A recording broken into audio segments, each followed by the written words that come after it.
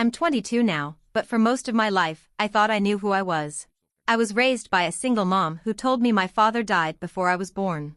I grew up believing that version of my life. She had pictures of him around the house, some letters he supposedly wrote, and even a pressed rose she claimed he gave her before he passed. It was sad, but oddly comforting. Like I was the product of some great love story cut short by tragedy. I never questioned it. I was the miracle baby in her eyes. She gave up everything to raise me, her career, relationships, even moving away from family. Just her and me, always. I grew up thinking she was a hero. I still think she is, in a way.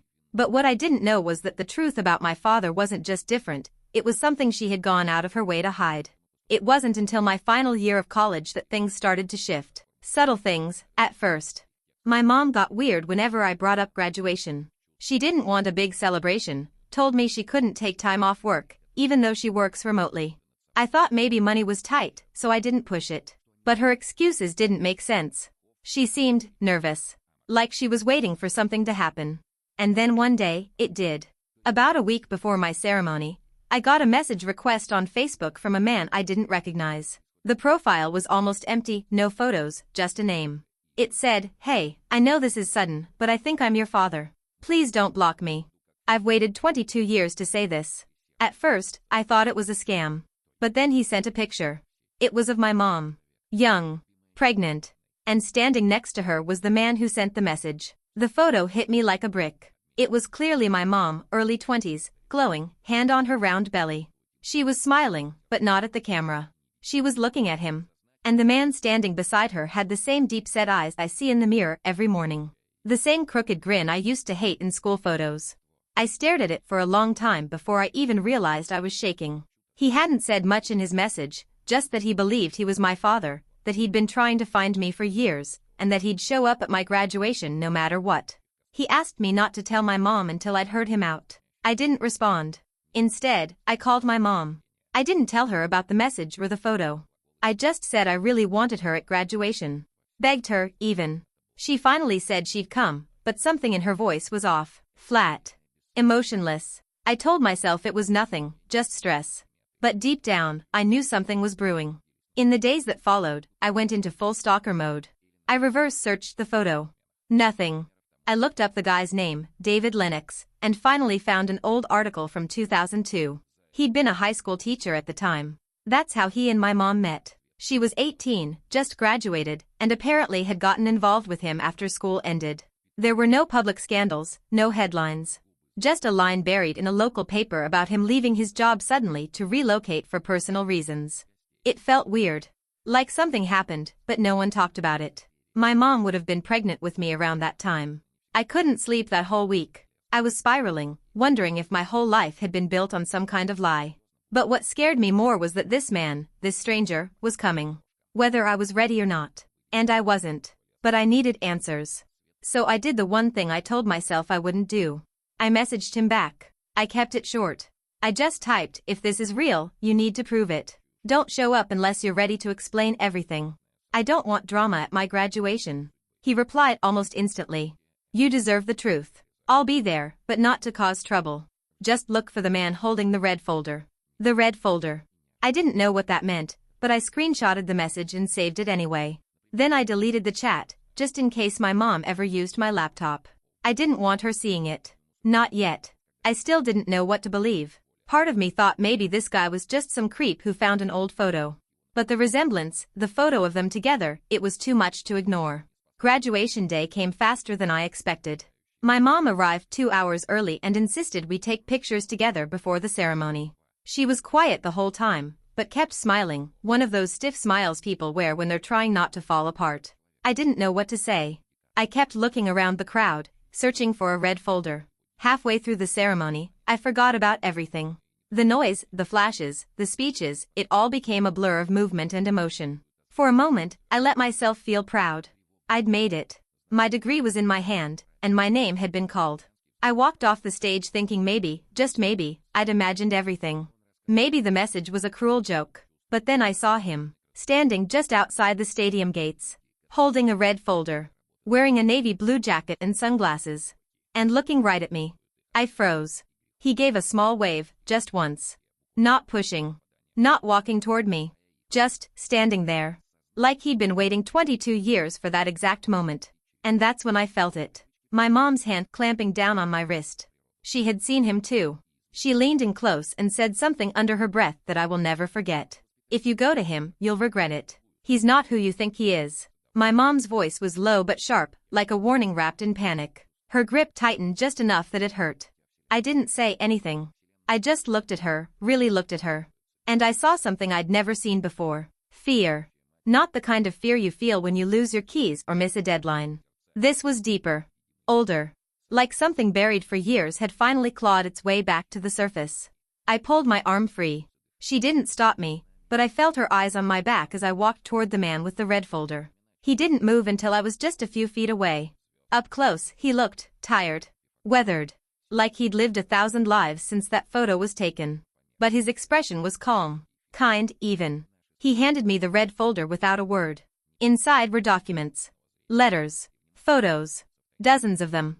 And at the very top, my birth certificate. But not the version I'd seen in my mom's files growing up. This one had a different last name.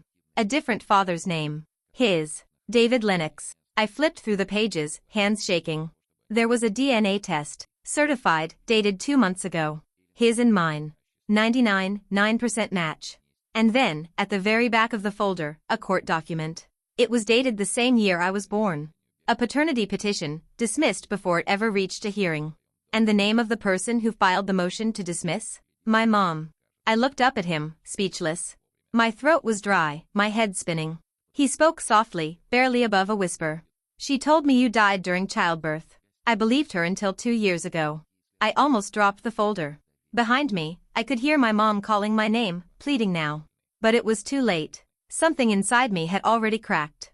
Nothing made sense anymore. And yet, in that moment, everything made sense. I didn't say anything.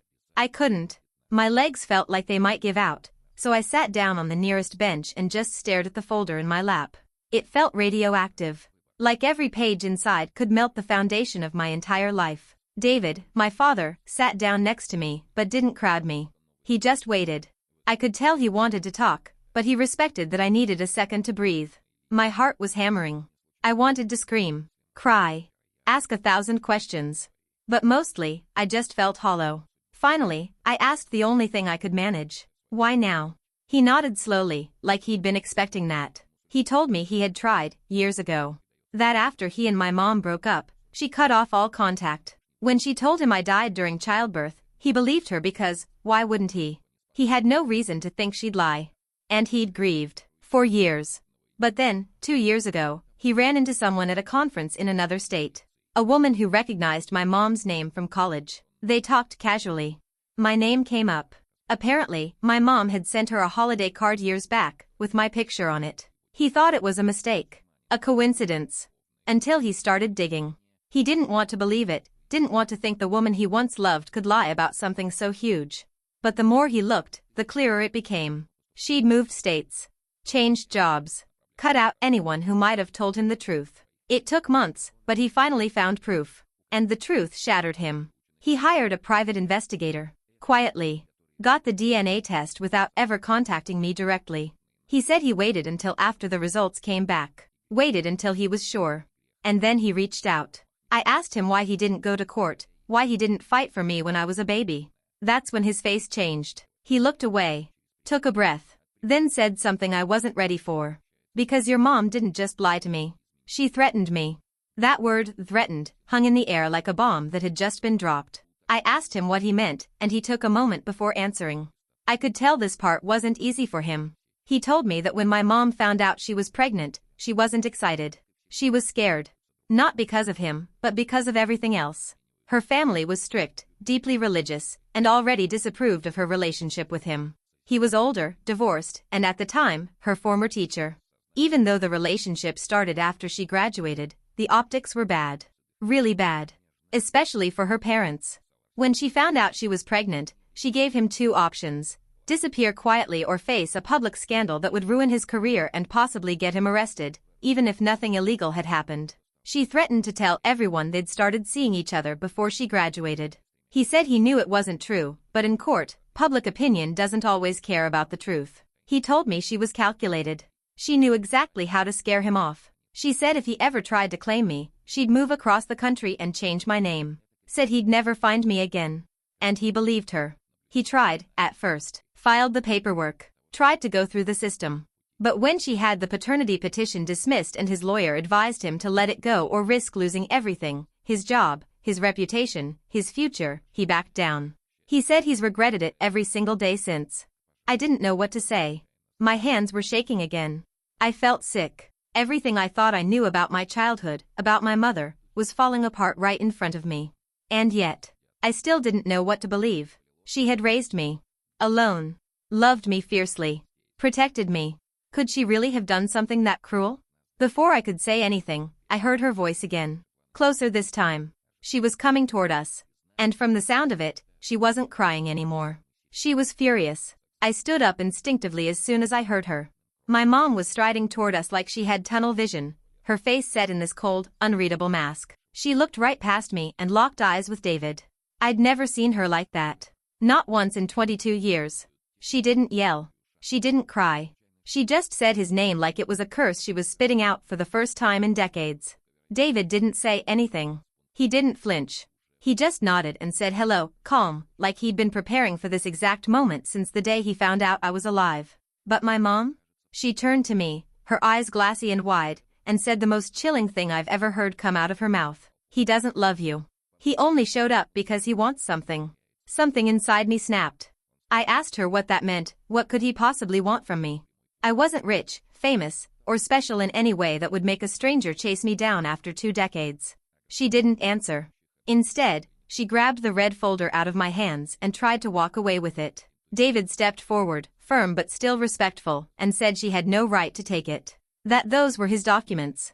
His copies. His letters.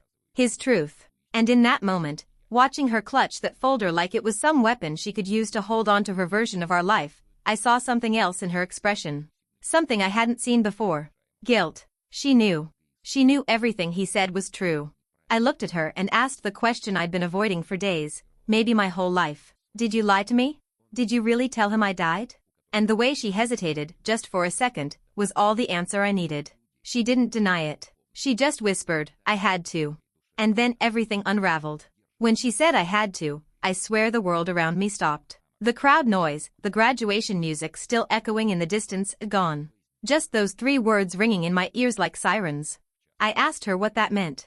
Why did she have to lie? Why fake a death? Why erase an entire person from my life? She finally looked at me, really looked at me. And what I saw in her face was desperation. She looked like someone hanging off a cliff, nails bleeding, still trying to cling to the edge. She said she was scared. That David was too old, too controlling, that she didn't trust him with a child. She told me she was young, confused, and had no one to help her. That she thought the only way to protect me was to cut him out entirely. But then her voice cracked, and she admitted something I never expected to hear. She hadn't just been scared of David. She'd been scared of her own family. When she found out she was pregnant, her father, my grandfather, gave her an ultimatum: cut ties with David or be disowned completely. She'd already been accepted to a university in another state, and they threatened to pull her funding if she didn't clean up the mess. So she lied. Not just to David. Not just to them. She lied to me. And then she doubled down. Year after year, she kept building the story. Told friends he was dead. Invented details. Created a fake backstory. And once you build a lie that big, how do you take it back? She never thought David would find me. She never thought I'd want to know the truth. And now that the truth was standing there, breathing, speaking, real, she didn't know how to face it. So instead, she tried to bury it again. Rip the folder from my hands and walk away. But I didn't let her. I stepped between them. For the first time in my life, I told my mother to stop. To just stop.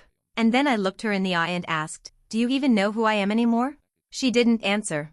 She just turned and walked away. She didn't look back. Not once. She walked through the crowd like she was invisible, like none of it had happened, just disappeared into the stream of families celebrating their perfectly normal, perfectly intact lives. I stood there for a long time, clutching the red folder to my chest like it was the only solid thing in my life. David didn't say anything. He gave me space. Eventually, I sat down again, and he joined me, this time closer. He asked if I was okay. I wasn't. But I nodded anyway. Then he reached into his pocket and pulled out something small and worn, a photo. It was crumpled at the edges, the color fading, but I knew what it was the moment I saw it. A baby, tiny, red-faced, wrapped in a hospital blanket. Me.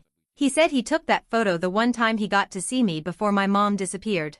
The hospital visit had been short. Her parents were there. They didn't let him hold me. But he snapped the picture on an old disposable camera as he left. It was the only thing he had of me for 22 years. He said he kept it in his wallet every day. Even after he believed I'd died. Even after he tried to move on. He carried that photo through 2 jobs, 1 failed marriage, and a move across the country. And now here we were. Full circle. He asked me one question, gently. Do you want to know me? I stared at the photo again. Then at him. And for the first time since that message appeared in my inbox, I finally had my answer. I told him yes. Not right away. Not with full confidence. But I said it, quietly. Because despite everything, every lie, every shattered belief, I wanted to know who I really was. And he was part of that. He always had been, even if I didn't know it. We didn't hug. We didn't cry. It wasn't that kind of moment. We just sat there, 2 people with 2 versions of the same story, finally overlapping for the first time. He told me he wasn't looking to replace anyone. He didn't want to barge into my life, or demand anything. He just wanted a chance. A real one. If I wanted to talk, to meet again, to start from the beginning, he'd be there.